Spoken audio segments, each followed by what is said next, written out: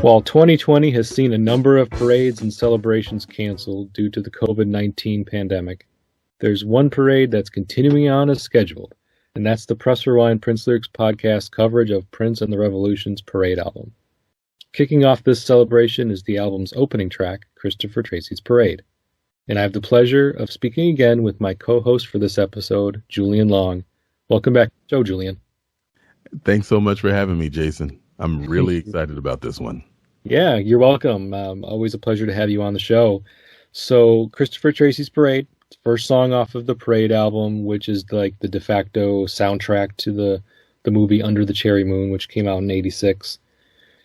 Do you have any special memories of this song or this album in particular? I mean, is this kind of a groundbreaking Prince release for you? Do you have any special memories that you wanted to share with the audience?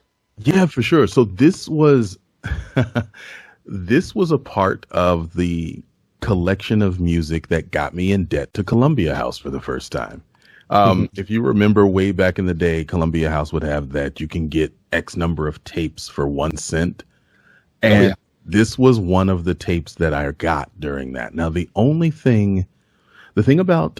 thing about Parade versus my experiences with some of Prince's other music was this is among, I think there were 3 albums that I didn't experience in real time. So I didn't discover or understand Parade in the context of Prince's discography until finding it after '86. So it was like 90 something when I first got into Parade.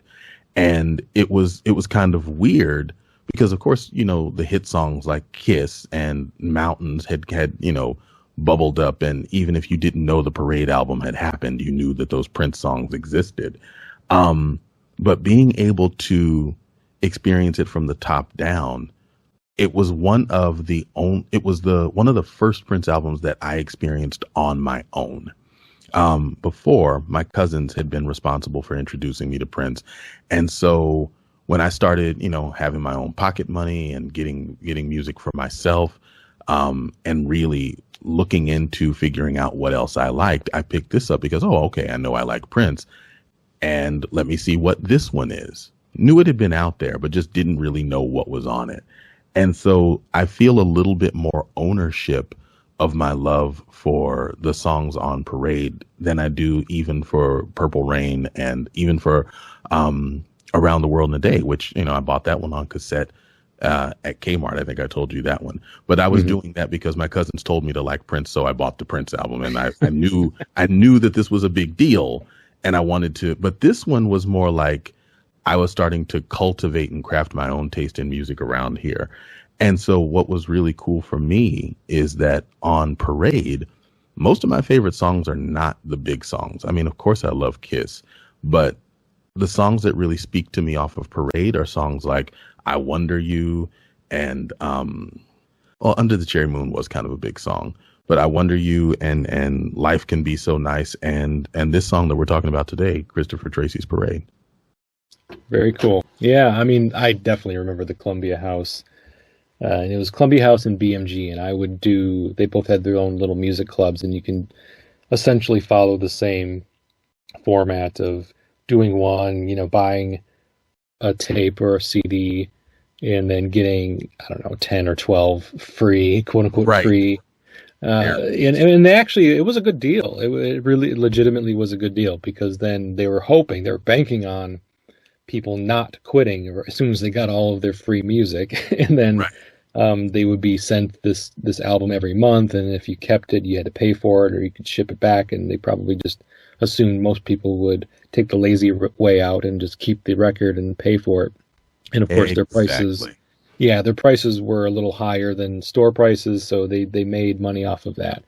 And but I was milking the system for everything it was worth. I would join, get my 12 free with my one purchase, normal price purchase, quit, give it another 2 or 3 months and then I join again, and they never had like a checks and balances system to make sure Right. people weren't joining and quitting and joining and quitting over and over and over again. What they did have what I remember, and this is what got me in trouble, was there was a rule that you had to accept a certain number of the monthly releases. That's Mhm. what got me in trouble, was because it was like I didn't, that, and of course being too lazy to ship them back, because you had to let them know in advance. They would send you the little card and it's like, here's what your monthly title is going to be. It's like, oh, I don't want that one, and you'd have to send that back, and I would forget. Mhm. And I was middle school, early high school, and I wasn't thinking about that kind of stuff. And then one day it piles up, and you're like, holy crap. Yep. That's what they're um, banking on, man. That's exactly. exactly what their strategy was. Yes. Yep. So you said this was you got Parade in the 90s? I got this. Yeah, I'm trying to remember. I want to remember the exact year. I remember the house we lived in. I remember being in my room, and I remember that I carried around tapes. Like my mom used to have these Bible on cassette things, and I took out like the Book of Luke, and I put all my favorite tapes in it and carried it around in this little weird tape case. And so it had to have been, I want to say, 92 when this became like when I got this album on my own. Hmm.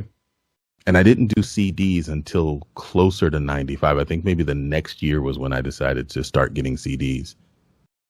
Yeah, that's kind of like a lot of people, unless you were really in the know and you were a techie or whatever and had the money, most people didn't really start buying CDs fairly regularly until the 90s, even though they had been around since the mid 80s. But I mean, for me personally, I didn't get my first CD until like 91, 92. And even then, I was still kind of buying tapes because tapes were generally a little bit cheaper. So Right. I wasn't, I was still in high school and I didn't have a shit ton of money. So I was like, all right, well, I don't really know that much about this album. It's not, I mean, do I want to risk spending the extra $5 for the CD, or do I just get the tape? And most of the time I got the tape, unless it was an artist or a musician or somebody that I knew I was going to really dig, or I had heard it before. I'm like, yes, I love this album. I'm getting the CD. And, but yeah, for the most part, it was tapes, tapes, tapes. If I'm not Still, mistaken, the first CD that I bought Diamonds and Pearls at the Galleria Mall in Louisville, Kentucky. I bought Diamonds and Pearls because I wanted to make sure I got it while you could still get the one with the holographic cover. And I did not yet have a CD player yet. So I don't remember what year Diamonds and Pearls came out, but 91. okay. So then I guess it was 90 when I picked this up. Okay. Yeah, and by the time 90 had rolled around, Prince had already released like 3 other albums after Parade because, Right. that's what he does. He'd already gone Sign of the Times and Love Sexy and Batman, and he's probably already had Graffiti Bridge out by that time. Right. And this is one of the ones like it just kind of was lost in the mix for me because I absolutely had Batman. Ran through all of that. Sign of the Times, my cousins introduced me to, but I was not ready for it. So yeah, this one by the time I was listening to it, I was discovering it the way I would come to interpret Prince, and that's part of the thing that makes this pretty cool for me. This and Love Sexy was another one that I found out of time, but fell in love with on my own. Mm-hmm. Fun fact, my very first CD was Tupacalypse Now by Tupac. Seriously? Yep. Nice. Yep, that was the very first CD I bought. And honestly, it was on a whim because, his debut album, it wasn't even like huge or anything. I knew he was I saw him as part of Digital Underground, and he had like a verse on a song called Same Song, I think. Yep. That was And his first verse ever. yeah, right. And just off the strength of that and kind of the hype that he was starting to build up around his own material, he had a song on UMTV Raps called, I think, Brenda's Got a Baby or something like that. Yep. And yeah, so I'm just like, all right, I'm gonna roll the dice. And my very first CD purchase was a fairly unknown or unproven artist, which kind of flies against the theories that I was explaining earlier. Like I only bought a CD if it was somebody that I that I was well versed on or knew for a fact it was going to be good. I'm like, I don't no idea if this is going to be good or not, but I'm buying it anyway, so I did. It's a good one to have. Yeah, in retrospect, right? It was kind of a gamble at the time, though. All right, so that's a little bit of a tangent, but let's get back to Christopher Tracy's Parade. Okay, so bit of housekeeping. This song was recorded in April 17th, 1985, according to Prince Vault, which is notable because it's only 5 days before the release of Around the World in a Day. So it's like the timelines of Prince's music and his albums are just so jumbled because he's recording songs for his next album before his previous album was even released. And that is, that's a fairly common recurring theme with his stuff, especially in the 80s and maybe throughout, but I haven't delved that far into it yet because I haven't done the research. But with his 80s stuff, he's consistently recording music for albums in the future before his existing and current album hasn't even hit stores yet. It's so 5 days before Around the World in a Day is released, he's recording this suite of songs that basically kick off the Parade album. You've got Christopher Tracy's Parade, and you've got New Position, I Wonder You, and Under the Cherry Moon, which when you're listening to the Parade album, they basically all blend into each other. They use like the same drum track. I mean, it's not identical, but it's essentially the same drum track that is then manipulated and changed speeds or whatever he has to do to make it fairly unique. But you can tell there's that common thread between all of those songs, and they were, I guess, recorded all in one take at this on this April 17th recording in Sunset Sound Studios in California, which is fascinating to me that this was done this way. Did you? I mean, obviously, listening to Parade, you can hear the similarities between the drum beats on these four songs. But did you know that they were all kind of recorded simultaneously or right there consecutively?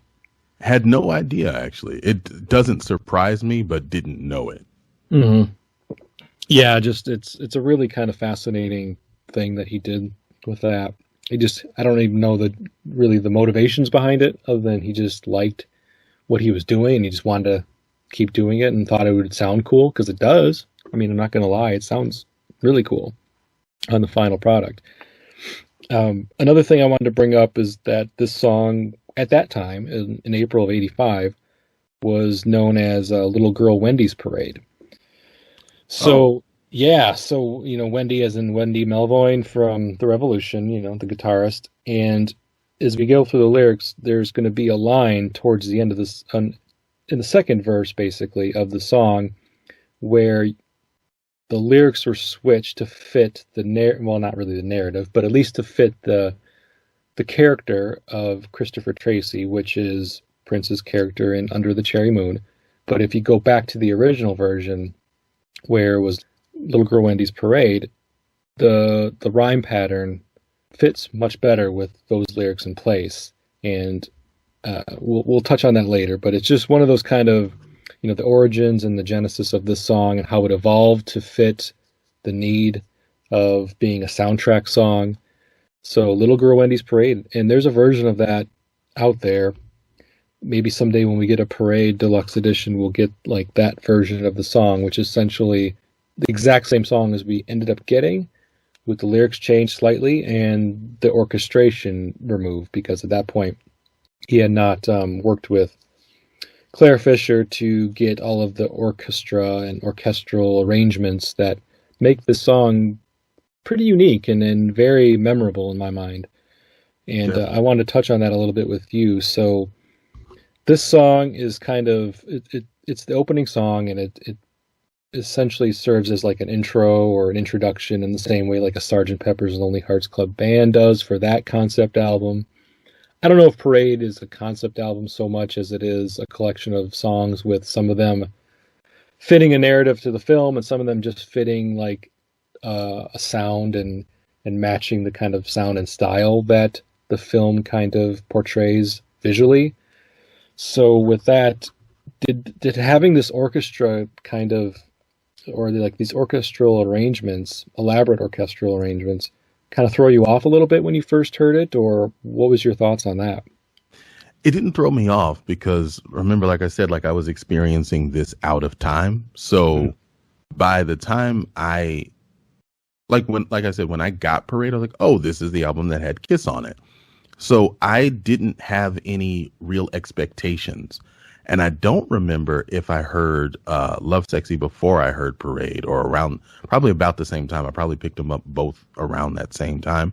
But it didn't throw me off. What it did was it made Parade seem much grander.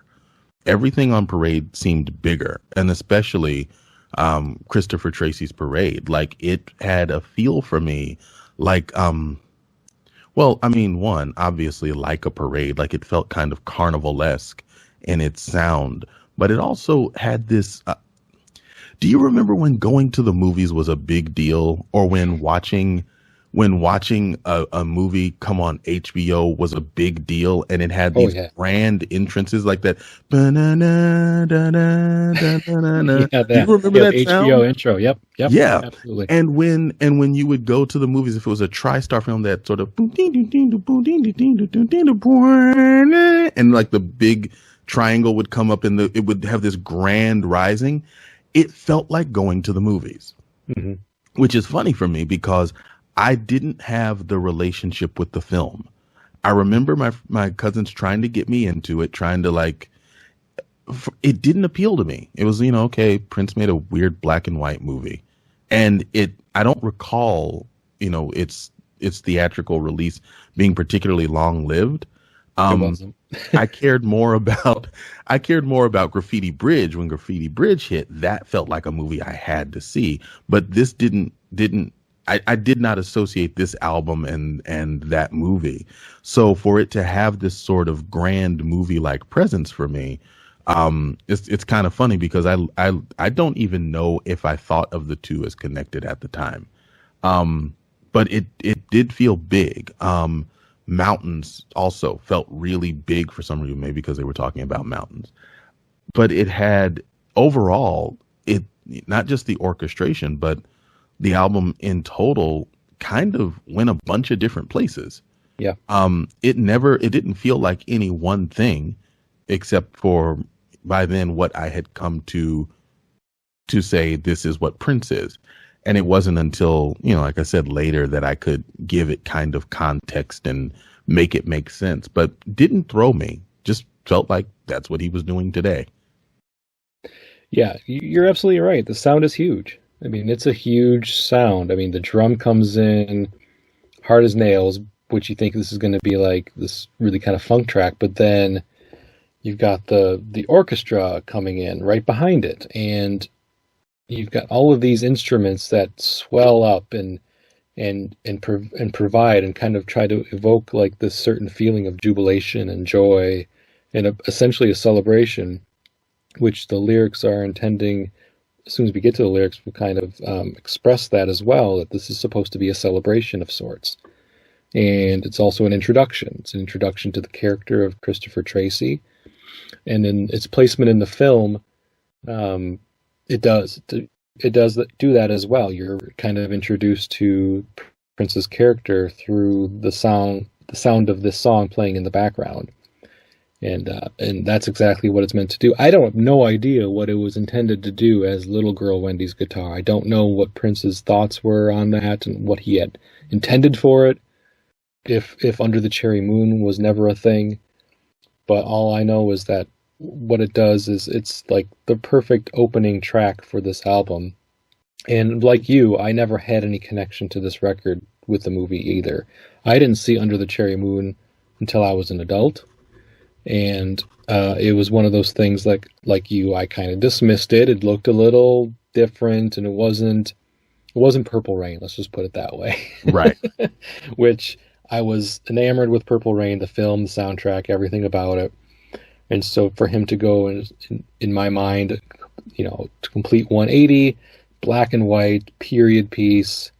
It's not about, music. It's more, it has a different kind of story behind it. and I didn't dig it, and it just didn't seem interesting enough to me to warrant a watch, and which is kind of weird because shortly after that it was, you know, the VHS era, and you could go rent movies, and like I don't even know why I didn't even bother renting it. Like I just completely dismissed it as something I wasn't interested in. Well, then for a while it disappeared. Like there was a good chunk of, I think like 5 to 10 years where I was looking for that thing and could not find it. And I remember I found a DVD copy that had a gray cover. And then maybe 3 years after that, it came out on DVD with a purple cover. And I was like, that's crazy. Like now it seemed like it was just so easy to find. But I was under the impression that at some point Prince was like, no one must know I made this movie. Because it was like a ghost. And I kept, by the time I, had matured enough to say, I want to dig into that. I kind of want to see what that was. It wasn't anywhere, and it drove me nuts. Yeah, yeah, that would be frustrating. Like it was everywhere when you didn't want to watch it, and now it's nowhere now that you do. Right. Yep, yep.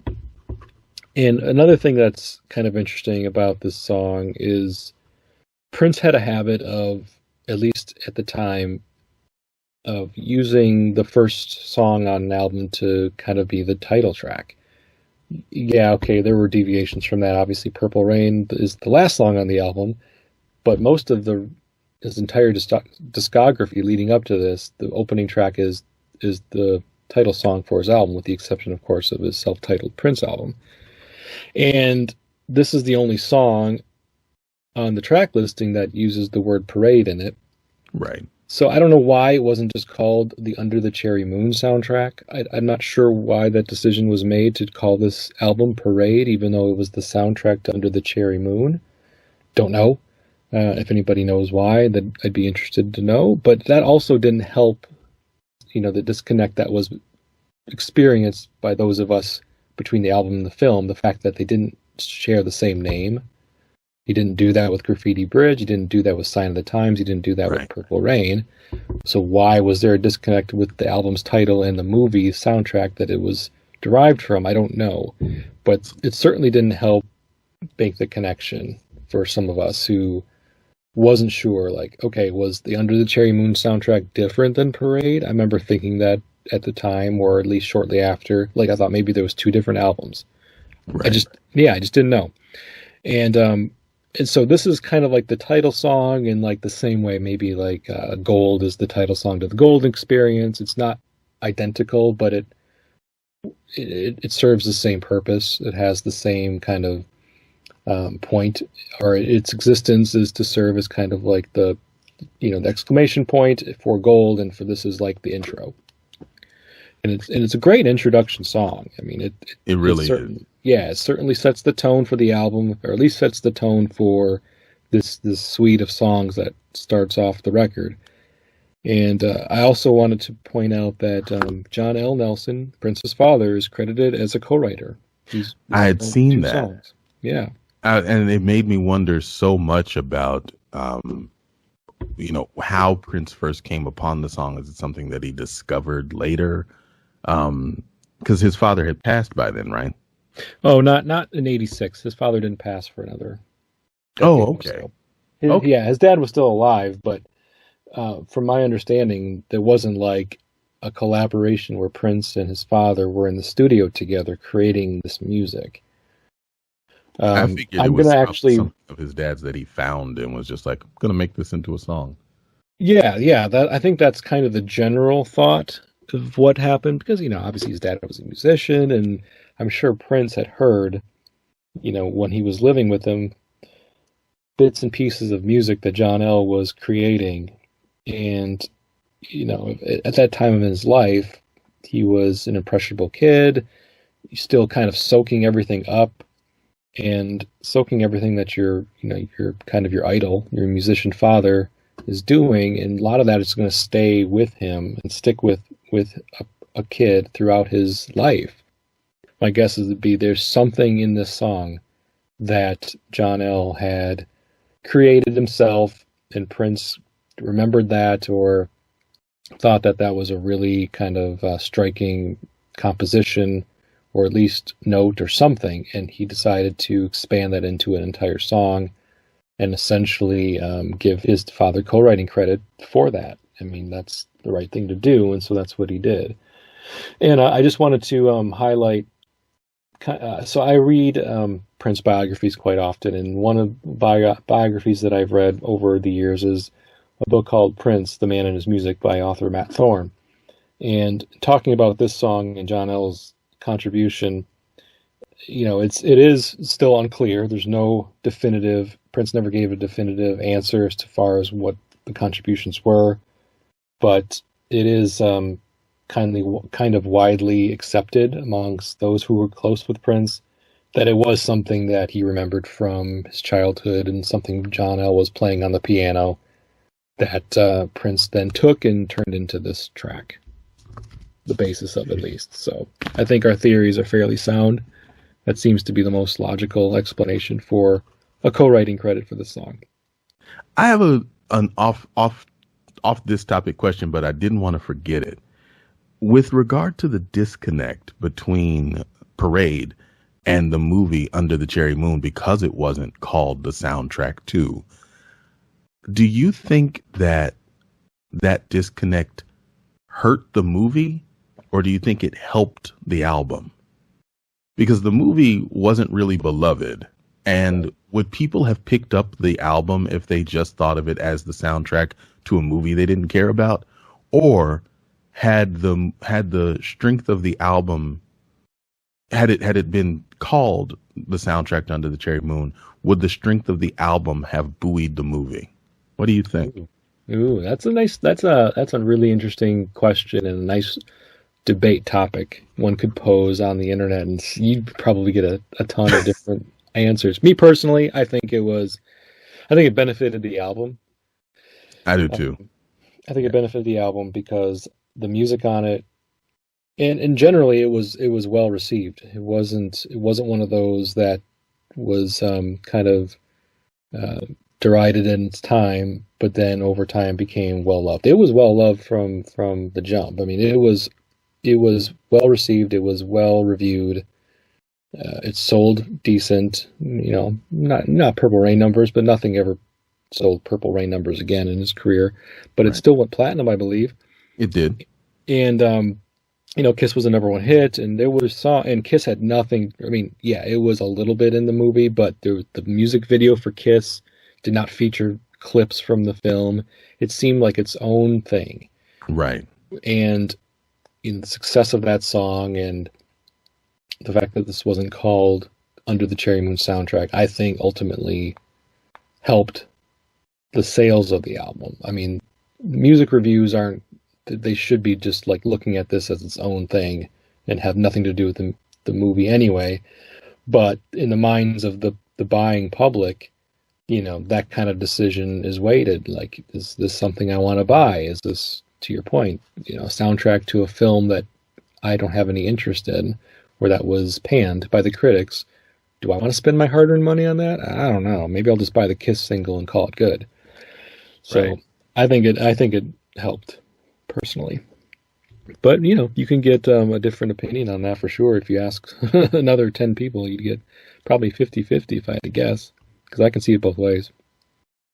I think though it's pretty common and I'm sort of hazarding a guess as to why it wasn't called the soundtrack to Under the Cherry Moon. It's pretty common in the music industry, like whatever you did that was the biggest hit last time, do more of that.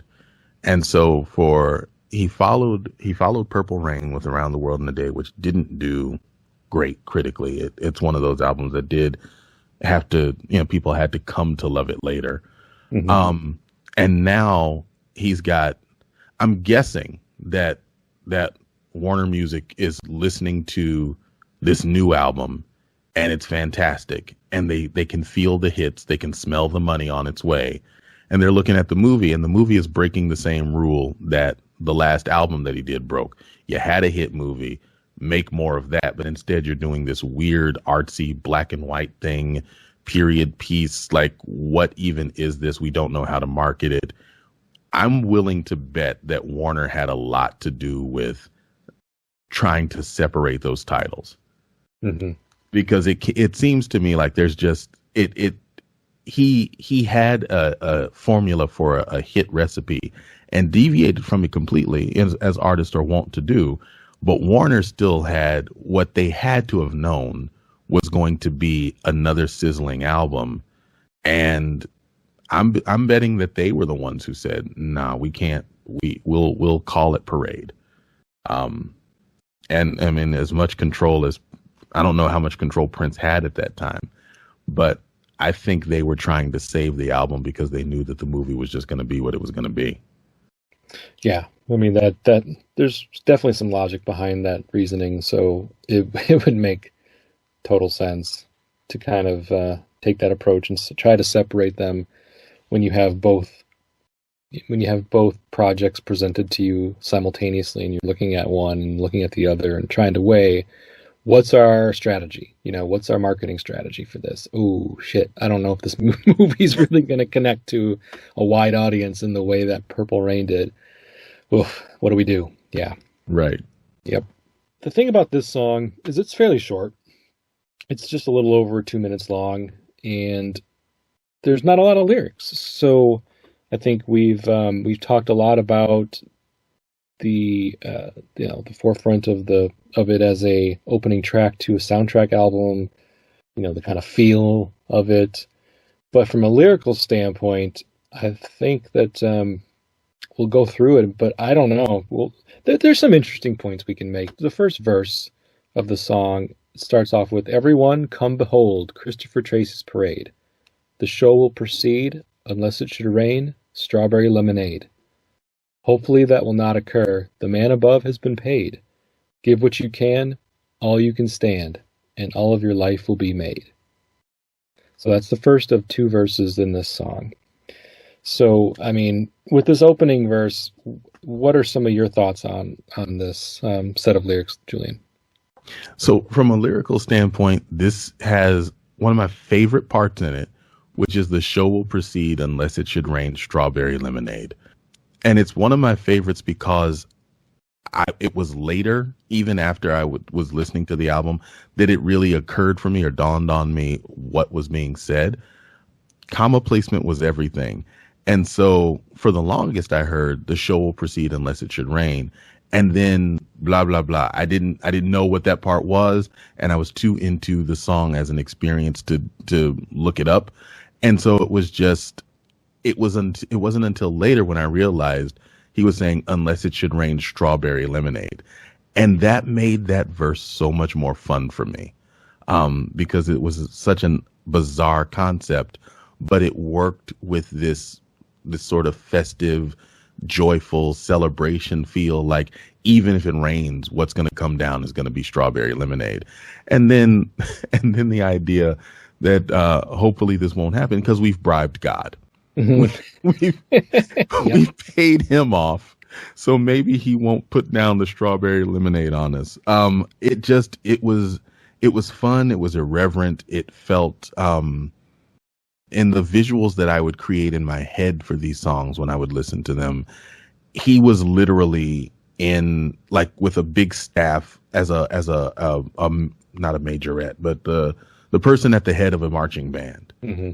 And just sort of evoking celebration everywhere. Almost like, you remember that scene in Aladdin for Prince Ali, the way Genie looked at the beginning? It was that kind of feel, except Princified in my head. And so all of the lyrics made it, it just all made it sound so fun. It was like I could feel him beckoning people down from their windows, from the street, to all kind of follow behind him. And it was great. But honest to God, one of the reasons why I love this song is the strawberry lemonade line. It's just, it tickles me. Yeah, it's very whimsical for sure. And with that level of whimsy, and then also just the way that the song is kind of structured in the lyrics. So Under the Cherry Moon and Parade, the Parade album cover black and white. Under the Cherry Moon, so black and white film. There's not a lot of literal color in any of the artwork associated with this album, the promotion of the album. It's very stark black and white. as opposed to the previous album, Around the World in a Day, which had its very colorful, illustrated cover, and you have like the psychedelic kind of visuals that coincide with some of that. But this song, psychedelic and colorful, kind of fits more with the themes of Around the World in a Day than it does It does. visual aesthetics behind Parade and Under the Cherry Moon. This is a very, like, this first verse evokes a lot of color. When you hear the lyrics, you think of Strawberry Lemonade, you're thinking of the colors of Strawberry Lemonade. A Yep. parade is very colorful, with very colorful costumes and floats and all of the stuff that goes along with a parade. You don't think of parades as being blah and dull. They're festive, and festivities tend to have a lot of color. So I think that's just kind of an odd way of kind of approaching the lyrical standpoint for this opening song when it doesn't really fit visuals of this era. It Yeah. seems like that was intentional, that he was giving the project color through the music. Yes. What's the thing in the liner notes that he said to the orchestrator? It's something like, "Thank you for making black and white brighter." Yes. Or making Yeah. it I mean, brighter. that's maybe not the exact words, but yes, it's essentially that. Yes. Yep. So it's like I as much as I failed at the time to see the connection, I feel like he was really clear on what he was doing, that he was going to create something in stark black and white and then let music paint the color around it. It feels like a Princey thing to do, Mhm. like to kind of not impose upon the listener, but challenge the listener to see the color where it isn't there. But it definitely, you're right. Like, everything about the song is colorful. And if he had plucked this song out and stuck it on Around the World in a Day, it would not have felt incongruous to me at all. Mhm. Especially with those weird sort of backward sounding drums and everything else. It would have been, it would have felt like the parade is what led you to get to Paisley Park in the first place. You follow the parade and then you're in Paisley Park, and of course it all makes sense. Mhm. But as it stands as an introduction to this album, it's kind of shocking. Not shocking by itself, but when I listen to this, and I also listen to Sometimes It Snows in April, or Under the Cherry Moon, don't feel like they belong where this song is. They don't, like, they emotionally feel like they are cut from entirely different palettes. And so that makes it kind of weird. It sets you up, but then as much as I love songs on this album, I don't know if the album as a whole body fulfills what this set me up for. Well, it's funny you say that, because Under the Cherry Moon and Sometimes It Snows in April are two of the songs on this album that fit more with the narrative of the film. Because a lot of the album doesn't. Right. A lot of the album doesn't. Yeah, they shoehorned a lot of the songs into the film because this is a soundtrack and you need music behind a lot of the scenes. But when you're talking about a lyrical standpoint and how the songs drive the plot of the film, Sometimes It Snows in April and Under the Cherry Moon are like maybe two or three songs on this whole album that really kind of, oh, that's a soundtrack song. Or that, I Right. remember that scene in the movie because the lyrics are talking about something that occurs in the film, related to the plot. And so for you to say that, like, those two songs don't really kind of set up or continue on with the idea of what this album is presenting, especially with the first first 2, 3 songs. Yeah, I get that, and I think that's a big reason why. It gives me like, I believe this song and Life Can Be So Nice, I believe they're connected. Like, that feels right to me. I believe that this song and Mountains, that feels right to me. They feel like they're in the same space. I'll even say like New Position I could see in the same world as this. But the other songs, yeah, they don't feel like they fulfill the promise that this song gave me. Except for, and I know I'm getting ahead of myself, or I'm getting ahead of the show, but except for the weird dark turn that this song takes. That happens really suddenly. At least it occurs as dark for me. I think you know what I'm talking about. Mm-hmm. Well, should we go on then and talk about that? Sure. Yeah. Whatever works for you. Okay. So the next and really the only other verse of the song, everyone should come and dig Christopher Tracy's piano. The chord strikes, the devil no like, so he runs to his evil car. Everyone come behold Christopher Tracy's parade. Goodness will guide us if love is inside us. Christopher Tracy's parade. So before we get into this section of lyrics, I did want to point out this is where in the song, the original version, little girl Wendy's guitar is put in place of Christopher Tracy's piano. So normally, or originally I should say, originally the lyrics were everyone should come and dig little girl Wendy's guitar. The chord strikes, the devil no like, so he runs to his evil car. Guitar and car rhyme. Piano and car don't rhyme. That makes more sense. Yeah. Yep. That was the original lyrics. And then when he changed little girl Wendy's guitar to Christopher Tracy's piano, but there was no effort to change any of the rest of the lyrics in this verse to make it rhyme. It just left it as is. And it's, whatever. it's an artistic choice he made, and that's what we're left with. But so for some reason now he's talking about, he talked about God in the, referred to God in the first verse with the man above has been paid, and now he's talking about the devil. The devil no like. He doesn't like music apparently. Come and dig Christopher Tracy's piano. The chord strikes, the devil no like, which tells me the devil is in this song is kind of cast away by the sound of music and by the sound of the joyous celebration that's occurring in this parade. So he runs to his evil car. He drives away. So the devil's got a car and he drives away and it's evil. So that's just another like kind of whimsical visual that we're given in this song of a little bit comical, like the devil jumping into his evil car and driving away because he doesn't like the sound of the piano. But around this time, shortly after those lines, the song starts to kind of fall apart musically. At least that's how I describe it, because things start getting more chaotic. It's a very clean structure of music up until then, and then all of a sudden, all these other, I don't know, just the music and the lyrics start to fall out of sync to me, and it gets hectic and it gets chaotic, and it starts to just kind of devolve until it just almost like runs out of gas. So like with this section of lyrics, Julian, what do you like, or what do you want to point out? So for me, the chord strikes, the devil no like, so he runs to his evil car. What is it? 101 Dalmatians. There's a part where Cruella de Vil runs off the road.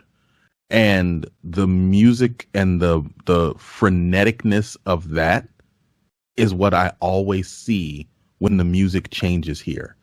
Is this car, not just that he runs to the car, but that you said it kind of falls apart. It feels like the song is running off the road to me. And in the actual instrumentation, I'm pretty sure I hear like a car vrooming in the background. You do. Okay. And so like, it's just like, it feels almost like, they were having this wonderful parade, and then like a bat out of hell, whoever is represented as the devil. And in my head, for a lot of reasons that I can explain if you want, it's always Morris Day. Morris Day in some sort of a roadster comes ripping through the parade and runs off the road and scatters everybody. And it's this chaos and distress. And they're still trying to keep the parade going in the midst of that.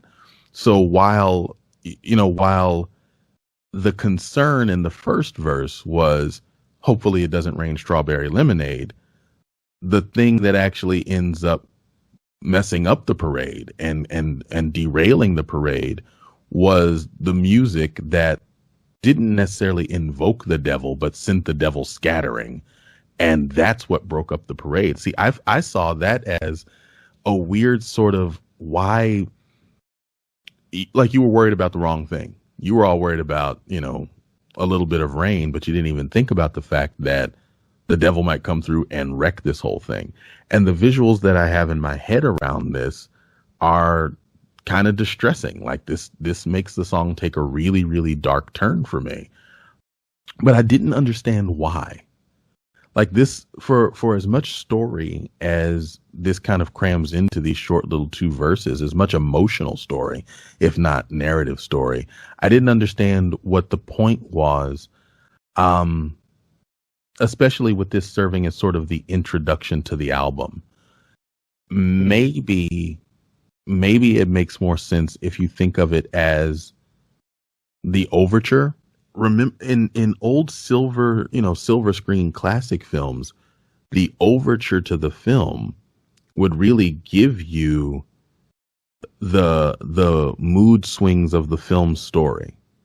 And given that he seemed to be reaching back to that with what he was doing cinematically with Under the Cherry Moon, I'm now wondering if this is exactly what that was. If this was a convenient way to twist the sort of the narratives of the movie's arc into the musicality. I don't know. I'm literally just sort of thinking this out loud. But at the time, previously listening to this, it was just kind of like, why did this have to go there? I was so enjoying the brightness and the buoyancy and the vibrance of this. I also always had a problem with the devil no like. I don't like that figure. I don't like that figure of speech, or that me no likey, or something no like. I don't know why. It just irritates the crap out of me. And I was like, he's so much better with words than that to make that choice. Yeah. I just wonder if it was done because of the song structure, and if you're trying to think of how else to rephrase it, adding superfluous words just didn't work because he needed to have it fit a certain time structure or something. I don't know. No, it's weird, and it's not obviously proper grammar, and it doesn't really match a lot of the words that were already spoken, because it's not like this is a common theme in this song. All the rest of the lyrics are eloquently written, and there's the kind of the wordplay is there, and you've got nice language being used to kind of give us a picture, paint us a picture. Then the devil no like, it is a little. It feels odd. Juvenile-ish, I think. Yeah, it is. It's very juvenile, just because of the way when you think of people talking like that, it's almost considered baby talk. That's kind of like what it's called. Which might have fit better if it was Little Girl Wendy's parade. Maybe. Yeah. I'm thinking now that you mention it, if I had encountered this for the first time in life as Little Girl Wendy's parade, and it's right after everyone should come and hear Little Girl Wendy's guitar, the chord strikes the devil no like, that for some reason doesn't bother me so much. But yeah, and that's maybe the problem with sometimes repurposing songs for a different reason than it was originally intended, is then you kind of lose some of the original intent. So when it was written, Little Girl Wendy, that's you get a visual of a child, you get a visual of a child, and then with child comes with more childish talk and juvenile language. But then when you change it to Christopher Tracy, who is a full-grown man in the movie, he's an adult. Right. Now that wording, that phrasing doesn't fit anymore. But, obviously he didn't make an effort to change the rhyme pattern, to rhyme anything with piano. And he made no effort to change this entire lyric, this whole verse, except for Christopher Tracy's piano from Little Girl Wendy's guitar, and maybe a little more. Maybe he could have spent a little more time doing that to make it sound less weird and have it rhyme if you wanted it to rhyme, and take that line out and use something else. But obviously that was not important enough to him to make those changes in this song, and so he left it as is, and that's what we're left with. Thinking about this song as Little Girl Wendy's Parade really does make it feel different. And you have given me a quest for the start of this week, is I have to find that Little Girl Wendy's Parade version somewhere. I know somebody has it. I have it. So you have? Oh, well, that's a much easier quest. I will email you after this broadcast. Yep. You will have a copy of it today. Because I have got to hear that. But like, it really does contextualize this whole song differently for me. Strawberry Lemonade makes perfect sense in Little Girl Wendy's Parade. Like, it's not even that, it's less whimsical in as much as it doesn't occur as such an outlier. Right. Everything about this feels big and grand and festive and celebratory, but even the name Christopher Tracy just felt grown up. It felt grown up, if, a little bit Gatsby-ish to me, but I don't think I knew Gatsby at the time. But the idea of that same kind of character. But when you say but if you sing this song as Little Girl Wendy's Parade, Strawberry Lemonade feels less whimsical because it feels appropriate for the parade thrown by Little Girl Wendy, or celebrating Little Girl Wendy, as opposed to a parade thrown by or in honor of Christopher Tracy. Gigolo. Yeah, exactly. It's like, what is Strawberry Lemonade doing there? That should be champagne. That should absolutely be champagne. And it's not even that far off of the rhyme scheme. Why didn't he do that? But looking at it with the sort of childlike sense of wonder and whimsy makes all of it feel a little bit more normal. And when it's normal, it doesn't bother me as much when we get to things like The Chord Strikes the Devil No Like, but it also is a little bit less interesting to me. Like, it's once you sort of normalize it through, well, this is kind of a kid-like song in a kid-like world with kid-like whimsy, I'm less drawn to what it does. The performance of it, the bigness of it, the grandeur, the brightness feel like they're supposed to be there, as opposed to, oh, this is interestingly different. I did want to say too, and I don't know if this is too off topic, I did not know. I was today years old when I learned that it was give what you can, all you can stand, and all of your life will be made. I have thought all the way up until today that it was get what you can. And that's a shift in meaning for me. Like, that the idea that it's give what you can. I don't know if it's like donations to the parade, like it's like free admission. And we've had our discussions before about admission and the cost of it for Prince's various, life events. Yeah. But give what you can. I don't know if that's an admission thing or if it's saying do as much as you can, but that line does become more interesting to me now that I know that it's, because when it was get what you can, I've kind of thought it was sort of a free for all running in the streets, probably candy coming down from the sky. Everybody gather what you can. Give what you can makes it a lot more. I'm going to think about that more now. Yeah.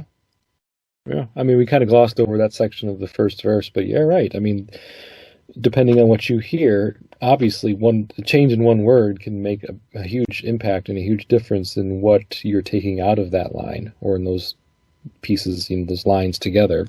Give what you can versus get what you can. So yeah, thanks for bringing that up. I mean, I think with that, for me, give what you can, all you can stand, and all your life will be made. It kind of feels more like, it's a bit more, I guess altruistic is a word I've used before to kind of explain somebody whose giving nature is then self-fulfilling. There's no real, there's no selfish motivations for any of the goodness that this person has. It's all of your life will be made. This will provide enough. Being that kind of giving person will provide enough in your life to make it fulfilling and make you feel like you've lived a life worth living and sharing with others. And versus get what you can, yeah, it does have a little more of a, I don't want to say selfish, but it, depending on the context, I guess, like you said, in a parade context, yeah, all the kids are running around trying to grab the candy that's just thrown randomly out at the off the street. So there's no giving there. It's all about getting. It's like, all same with like a piñata filled with candy. You hit the piñata and then the candy goes flying and all the kids scramble to Exactly. get what they can and gather what they can. Because that's the rules that we have established as a society for these types of events. There is no rule like, okay, piñata flies open. One kid stands in line, grabs a piece of candy. Next kid go grab a piece of candy. Right. That's not what we teach our kids with parades or any of those types of things. It's literally get what you can. And that is acceptable. That is an acceptable behavior in those scenarios. At least in our society, it's deemed acceptable. So yeah, I get that, and it does make a big difference of how you hear that for sure. The first part of that line, give what you can, changes the impact of the last part of your line, and all of your life will be made. This idea that the way to live, giving everything that you can, all you can stand, like it's a very different call to action. I The more I'm looking at it and thinking about it, the more I'm like, holy crap, that's a much bigger line now, because it's suggesting to you that the more you give almost literally until it hurts, that all you can stand. So to a threshold of I can't give anymore, give to that point and all of your life will be made. Like that's some Zen Buddhist hyper Christian, like Mm-hmm. that's some real hardcore stuff right there, which now again changes the context of the bribe to God. So what was before for me a little bit funnier, a little bit like, oh, haha, we paid off God, so he's not going to rain the strawberry lemonade. That to realize that line follows, the man above has been paid, give what you can. That's now I'm thinking that's part of the payment to God. So it's really, it almost sounds like a life of sacrifice. This makes this feel so much more mature than get. And in my heart of hearts, if I'm being honest, even though I'm very intrigued by what this feels like for me now, get is more fun. And I kind of wish it said get. I kind of like the version that I've lived with my whole life better. Get what you can, all you can stand. It just feels like more fun. And it lends itself to, the as much of the lightness and whimsy as this song bears, before we get into the sort of weird darkness. Can I ask you about something that I'm noticing in the beginnings of the three lines with everyone? Sure. So we start with everyone come behold, and that, big grand language sets up the tone, feels right. We end with everyone come behold again. In the middle, everyone should come and dig.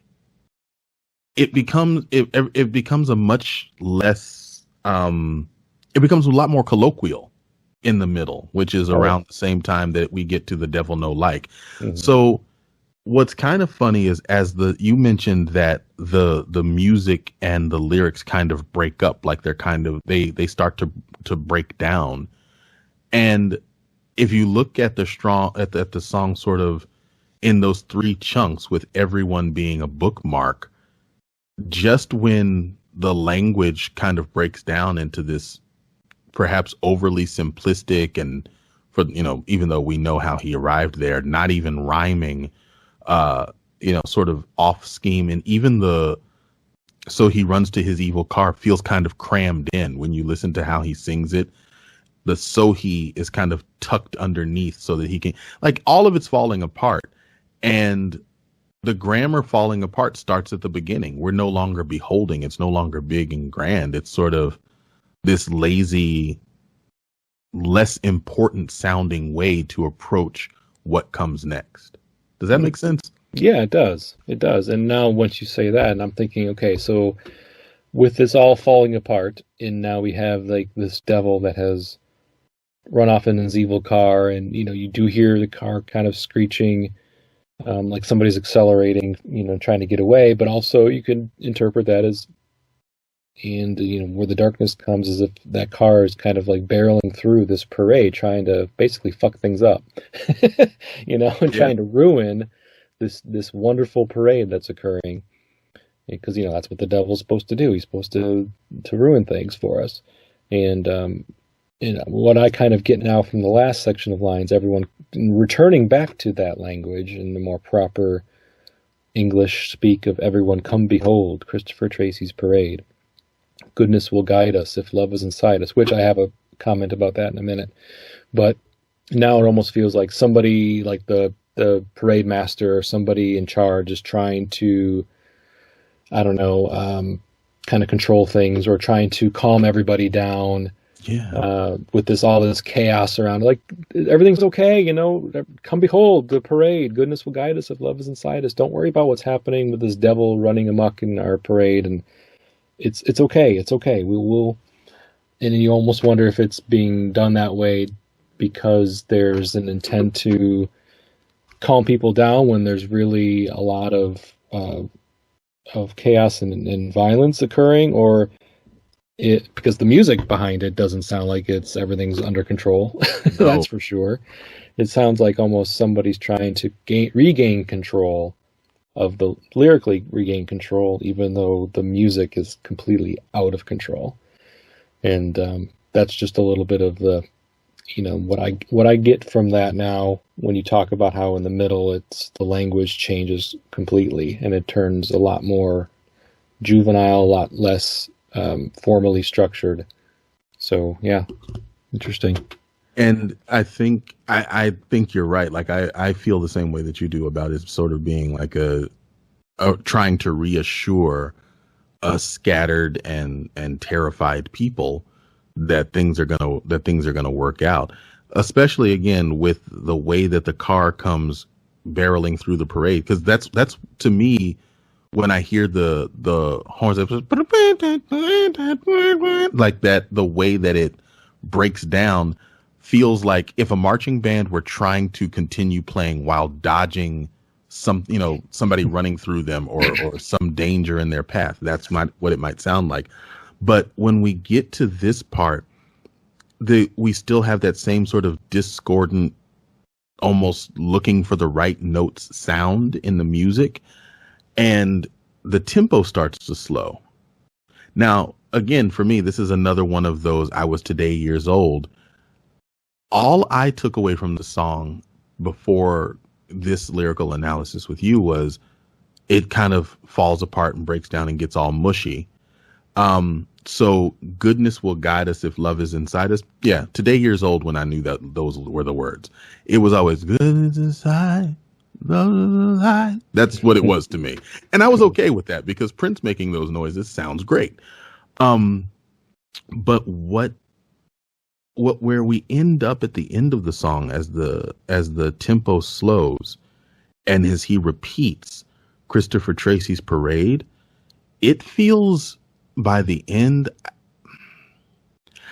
just shy of defeated, resigned maybe.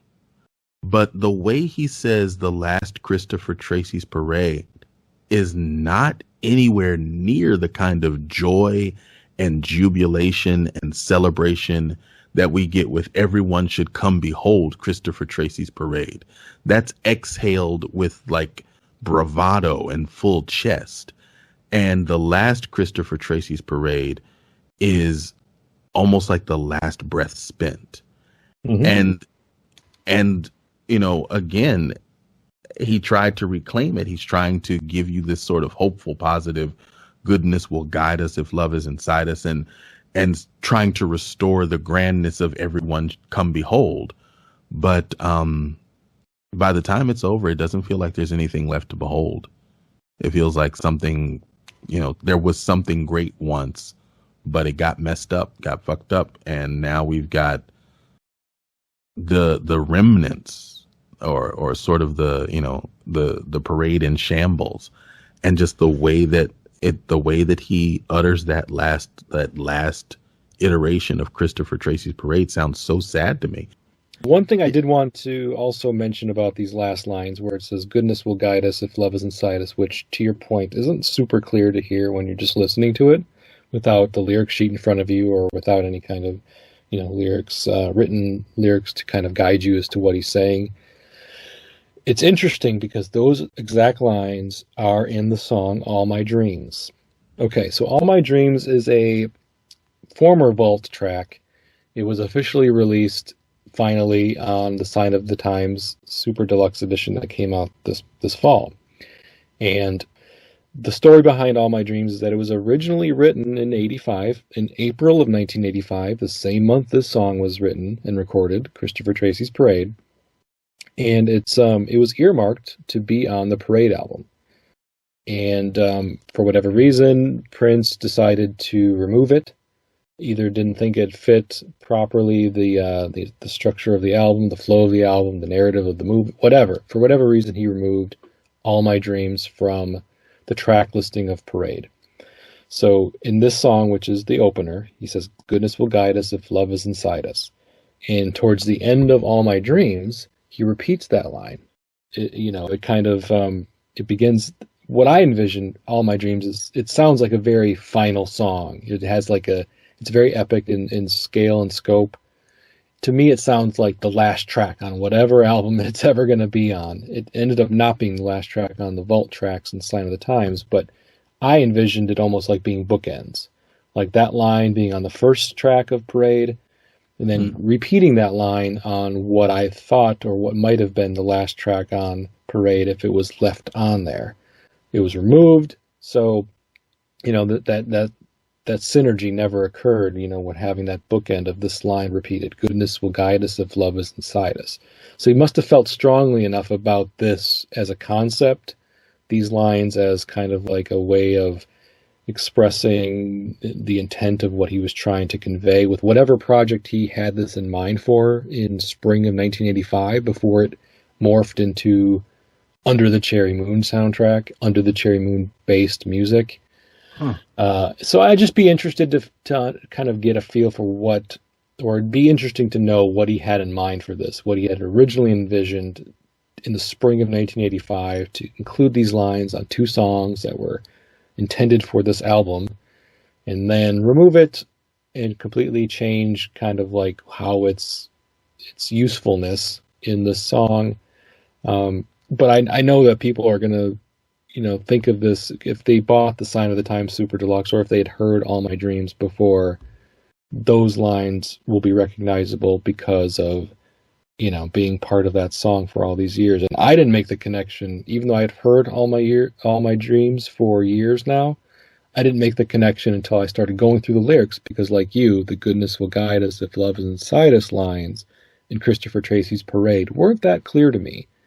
And it wasn't something that I was all like, I needed to know what he was saying there, because to me it wasn't as relevant. It wasn't as important. Right. What was important to me was the song's structure was collapsing on itself, and he was just kind of sounding a little bit defeated as the song wore on, as you mentioned already, especially with that last singing of Christopher Tracy's Parade. He just, like you said, he's kind of exhaling, and it's like, Christopher Tracy's Parade.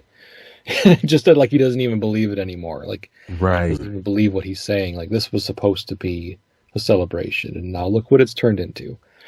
And he wants to, to tell us, "Goodness will guide us if love is inside us." That's a nice sentiment. I mean, it's a really good sentiment if you believe it and you follow through with it. And to end an album with that same line on a song, kind of reiterates and punctuates that point, if that was how it ended up working out for us as listeners of his music. But it didn't. So now the two songs are, and I always felt like All My Dreams, I don't know why they included that on the Sign of the Times Super Deluxe. To me, that belongs with a Parade Deluxe Edition. For me, it's a Parade era song, and that kind of just reiterates my feelings. It sounds like it belongs more in this era than it does Sign of the Times, but yeah, the estate decided to include it with the Sign of the Times Deluxe because they basically took all of those Dream Factory, Crystal Ball era songs and decided to dump them all on a Sign of the Times Super Deluxe Edition. I'm not mad at them for it, but it's just, to me, it belonged on a Parade Deluxe, my opinion. Are there plans to do a Parade Deluxe? Hopefully. I think there's still, in my opinion, there's still enough stuff out there because, there's outtakes, there's things like Little Girl Wendy's guitar that have never officially seen the light of day that people would love to have.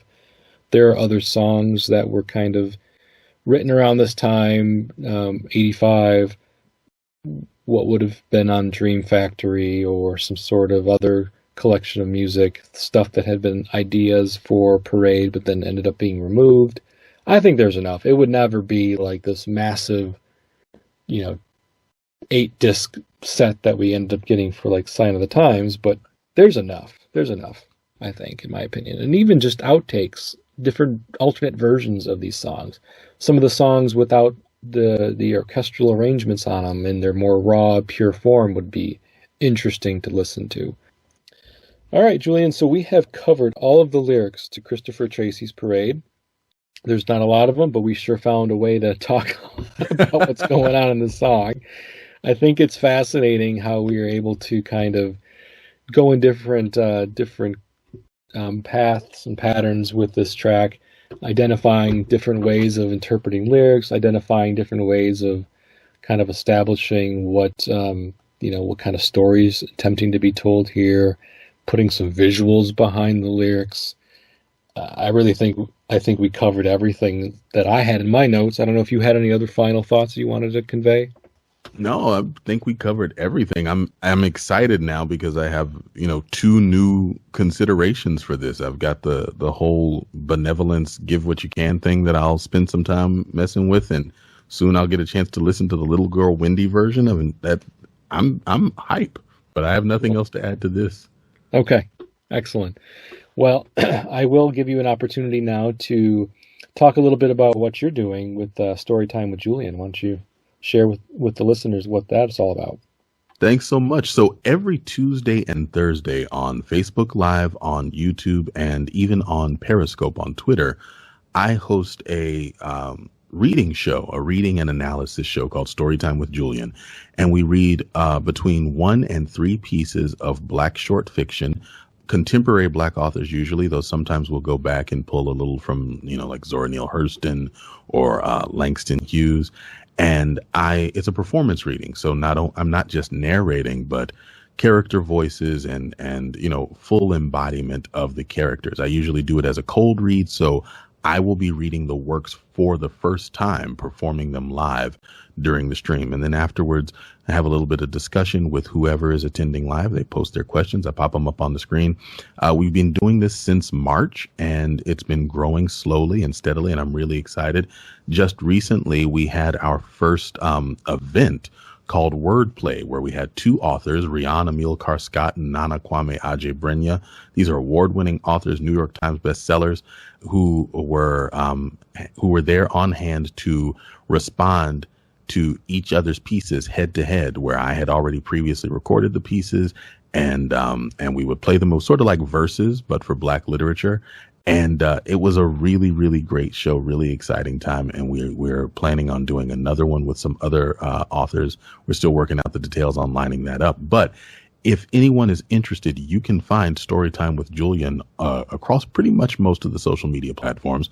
At Twitter, we're at StorytimeJulian. On Instagram, also at StorytimeJulian. On YouTube, just go to youtube.com/Storytime with Julian. You'll find us there. And on Facebook, same deal, Facebook.com/Storytime with Julian. Make sure that you go to YouTube to like and subscribe and mash on that bell button so that you get updates. But every Tuesday and Thursday at 10 p.m. Eastern, we're going to be doing live readings. And so hopefully you'll sign up and we'll get a chance to chop it up. Awesome. Thank you so much for sharing with that. And of course, as always, thank you for joining me today. I think this episode exceeded my expectations in all ways possible, in terms of content, in terms of lyrical breakdown, in terms of deciphering the story behind it, and obviously the visuals as well. We really hopefully did the song justice, because it's a great opening track. I enjoy it a lot. I enjoy the Parade album tremendously. And every single episode for this album, I'm looking forward to recording, because I just love this album. I love everything about the music behind it as well. So thanks again, Julian. Oh, more than my pleasure. Thanks again for having me. Anytime, of course. So this has been the Press Rewind Prince Lyrics podcast. I've been your host, Jason Brenninger, and you can find the show basically anywhere that you find podcasts. I'm available Apple and Spotify and Stitcher. You name it, you can find it. Also, I can find the show on Facebook, Twitter, Instagram. I have a social media presence there. Just look for Press Rewind Pod or Press Rewind Podcast. And I also recently launched a Discord for the show, so look for the link to that Discord in any of the show notes and also any of my social media pages. You can find it there as well. I look forward to having people join, and we can talk about Prince and talk about lyrics and talk about whatever you want to talk about. It's an open conversation, and it's real time. So looking forward to having more people join me on that Discord so we can have a real-time discussion. I love talking with the listeners and love discussing anything Prince. I can talk about the man and his music basically anytime. So I've got a whole podcast dedicated to it. So should be obvious. So thanks to everyone, and until next time, goodbye.